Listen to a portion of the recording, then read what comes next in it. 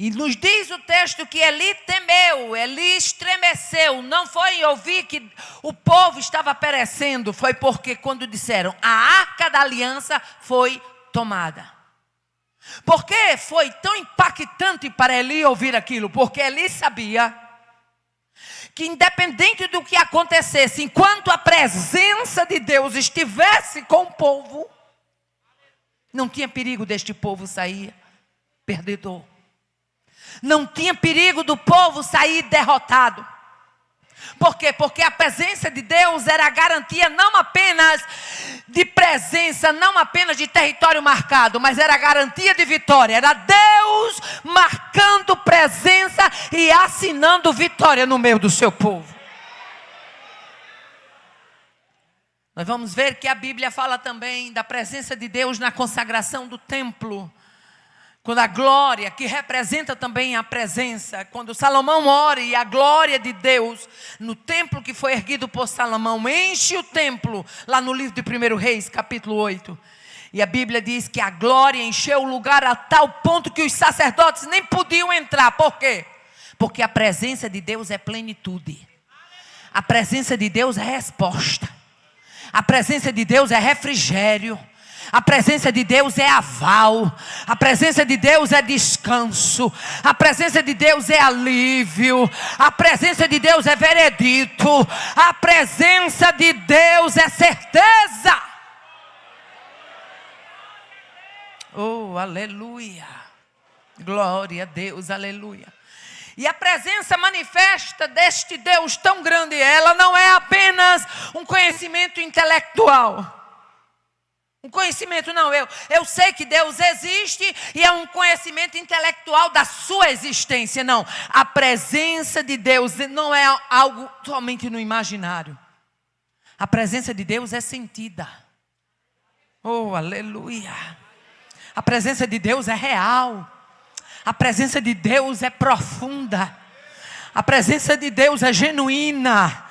Aleluia, é ela quem transmite o que deste Deus, que não pode ficar apenas no imaginário. Ela transmite que este Deus é diferente de qualquer outros deuses que porventura venham ser levantados. Por quê? Porque a presença de Deus é a existência do seu poder e da sua santidade no meio do seu povo.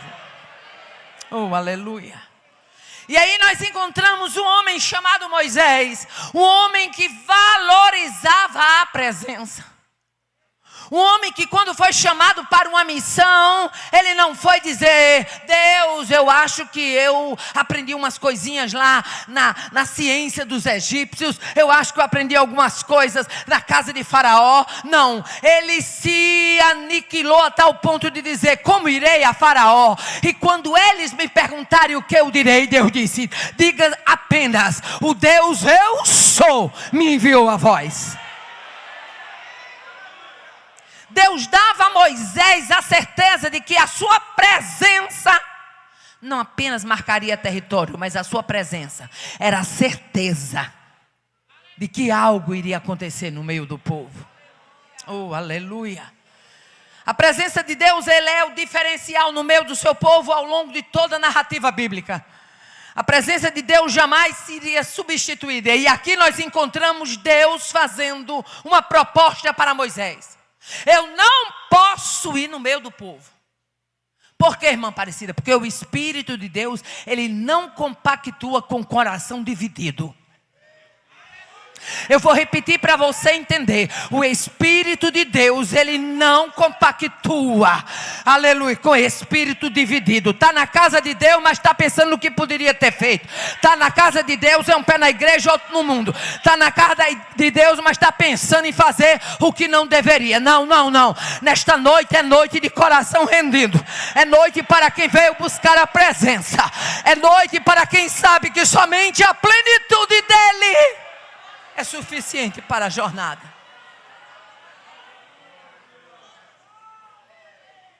Oh, aleluia. Deus não tinha prometido a Moisés qualquer coisa. Deus disse, enviarei um anjo. Aleluia. Enviarei um anjo adiante de ti. E não só isso. Olha a proposta de Deus como foi significativa. Enviarei um anjo, lançarei fora os cananeus, os amorreus, os heteus, os ferezeus, os heveus, os jebuseus. Vou mandar um anjo e ainda vai ter ganho de guerra. Você vai ter vantagem, Moisés. O anjo ainda vai dar vitória contra os inimigos. Imagine aí por um momento o pegar ou largar de Moisés. Moisés queria vencer os cananeus. Moisés queria vencer os heveus, os ferezeus, os gingazeus, os jebuseus. Mas o que estava em xeque aqui não é o que ele ia ganhar, mas o que ele iria perder. Que assim. Qualquer coisa que te afaste da presença deste Deus é perda. Não tem ganho. É derrota, não tem vitória. É fracasso, não tem sucesso.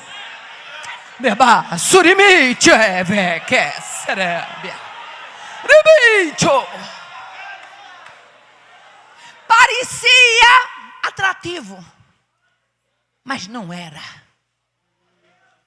Quantas vezes Satanás chega no pé do ouvido do crente e diz assim: olha, vai dar certo.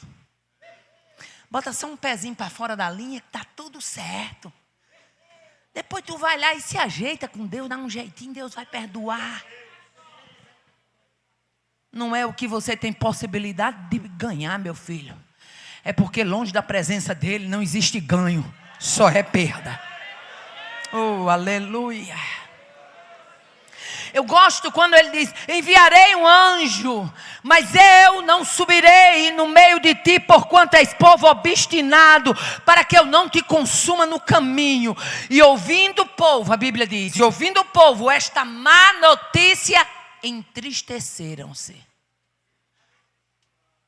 Perder a presença de Deus é o quê? Mal notícia. Oh, aleluia. Ouvindo o povo esta má notícia, entristeceram-se. Aleluia.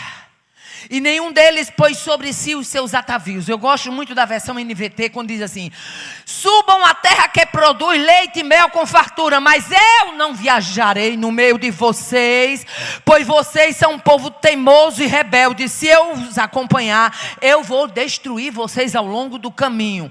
Quando o povo ouviu essas palavras severas, chorou e deixou de usar os seus ornamentos.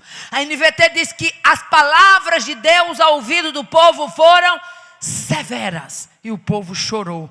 Aí quando chegamos mais na frente, aleluia, a gente vai ver que o tempo todo Moisés tinha razão. Oh, aleluia.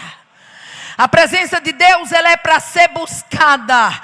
A Bíblia nos diz em Êxodo 33:7 que Moisés costumava montar uma tenda fora do acampamento, a certa distância dele, e chamava aquela tenda, na versão NVT diz que chamava aquela tenda de tenda da reunião. Na versão corrigida diz que era tenda da congregação. Na NVI diz que era tenda do encontro. Na NTLH diz que era tenda da presença de Deus. Mas uma coisa eu sei, é que se tem presença de Deus tem encontro, se tem presença de Deus tem reunião, se tem presença de Deus tem congregação. Tem presença.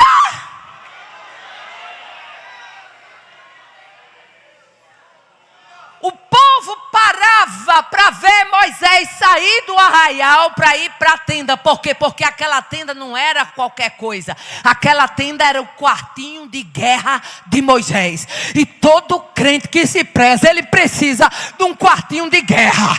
É o inferno se levantando e ele desce para lá. Porque lá é lugar de ele colocar durante a madrugada o armamento na pontaria do céu e dizer: eu não arredo o pé, Senhor, essa vitória é minha.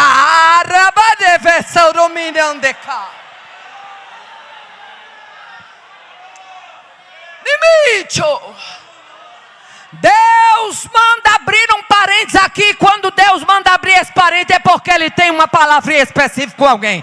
Olha, mulher, quando tu entra no teu quarto de guerra e diz: estou eu chorando e clamando por este filho, até quando Deus desta noite te diz: não sou eu, o Senhor, que te dou fortaleza, graça, autoridade, unção, ousadia, maneja o equipamento que eu te dou no quarto de guerra, e aguarde que por estes dias, no soprar do vento, vou marcar uma reunião com aquele moço, e dessa reunião ele não escapa sem conhecer a minha presença. Rabai.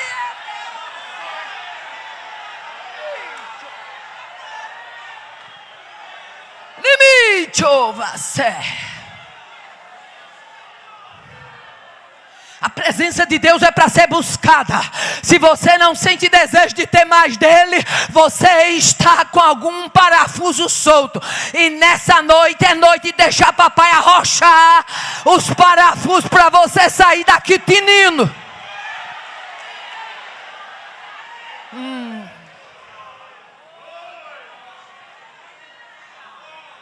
A presença de Deus é algo tão grande que o salmista, no Salmo 27, quando ele chega no versículo 8 e versículo 9, ele diz: quando tu disseste, buscai o meu rosto, o meu coração te disse a ti, o teu rosto, Senhor, buscarei. Não esconda de mim a tua face, não rejeite a teu servo com ira. Tu fosse a minha ajuda, não me deixes nem me desampares, ó Deus da minha salvação. Eu só tenho que buscar é o Senhor mesmo, porque tu és a minha ajuda. Eu só tenho que vir para os seus pés mesmo, porque tu és a minha ajuda. Oh, aleluia. A presença de Deus impõe respeito.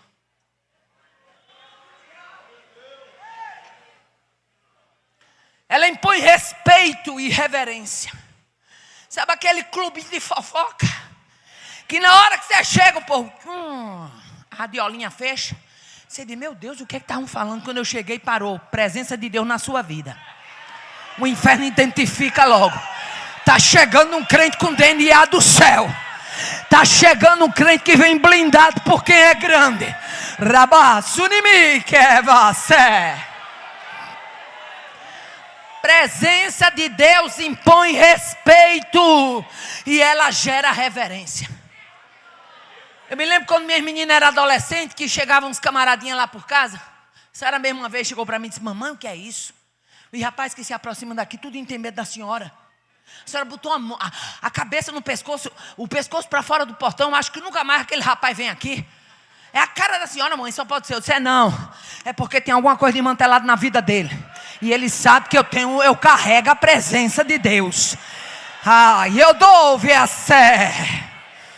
A presença de Deus impõe respeito. A Bíblia diz: e aconteceu que, Êxodo 33, saindo Moisés à tenda, todo o povo se levantava. Diga comigo: se levantava. Moisés saía para fora, para ir para a tenda, o povo se levantava. Oh, aleluia. Aí o texto diz mais: se levantava e cada um ficava em pé na porta da sua tenda. Diga comigo: se levantava e ficava em pé. E olhava para Moisés pelas costas até ele entrar na tenda.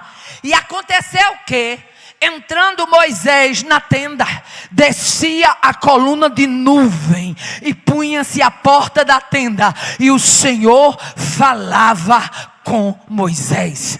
Imagine aí, Moisés saindo fora do arraial, e quando ele ia saindo, o povo sabia que ele ia para a tenda do encontro, para a tenda da reunião com o papai, para a tenda da presença, para a tenda do veredito, para a tenda da resposta, para a tenda da busca, para a tenda do armamento celestial. Quando ele saía, o povo ficava em pé. E quando Moisés entrava, dá para você imaginar a cena? a coluna de nuvem descia sobre a tenda. Era como se Deus dissesse assim: fique aí de fora vocês, porque agora é eu e Moisés numa audiência.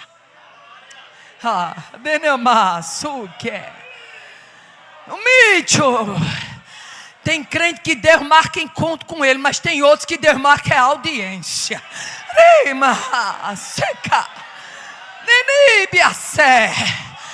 Eu gosto muito quando o salmista diz que Deus revelou os seus feitos aos filhos de Israel e os seus caminhos a Moisés.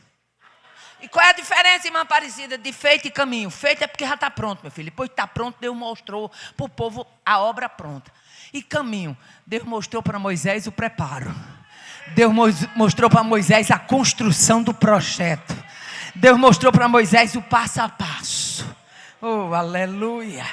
Quando chega no verso 10 do capítulo 33 ainda, diz: e vendo todo o povo a coluna de nuvem que estava à porta da tenda, o povo se levantava e se inclinava, cada um à porta da sua tenda. Por que aquele povo se levantava? Por que aquele povo ficava em pé até quando a coluna descia e eles se inclinavam? É porque a presença de Deus, ela gera autoridade, ela gera reverência. Oh, aleluia. Pode estar o balaio de gato que tiver, mas na hora que chega um crente com a presença de Deus, a pessoa sente que o território ali não tem mais espaço para ser minado. Oh, aleluia. A presença de Deus, ela é atrativa. E não apenas é atrativa, ela também é sinônimo de intimidade. Oh, aleluia. A presença de Deus atrai, meu filho. Você olha para um crentezinho, pode ter somente aquela roupinha surrada, mas se ele tiver a presença de Deus, é gostoso de olhar para ele, é gostoso de olhar para ela. Oh, aleluia. Por quê? Porque a presença de Deus, ela é atrativa. Aleluia. Êxodo 33:11 diz assim: falava o Senhor a Moisés face a face, como qualquer fala com seu amigo, e depois tornava ao arraial. Mas o moço Josué, filho de Nun, nunca se apartava do meio da tenda. Aí tem gente que fica sem saber por que foi que Josué foi sucessor de Nun. Sabe por quê? Foi sucessor de Moisés. Sabe por quê, meu filho? Porque ele era o único que ficava. A Bíblia diz que ele não se apartava do meio da tenda. Sabe o que é isso representa? É quando você vê alguém carregado da presença de Deus, você quer estar perto de quem está cheio da presença. Você quer estar perto com quem tem intimidade com Deus. Deixe a turma do corre frouxo para lá. Deixa a turma do garrancho para lá. Escolhe com quem gosta de presença. Se junte com quem ama presença. Ande junto com quem celebra a presença.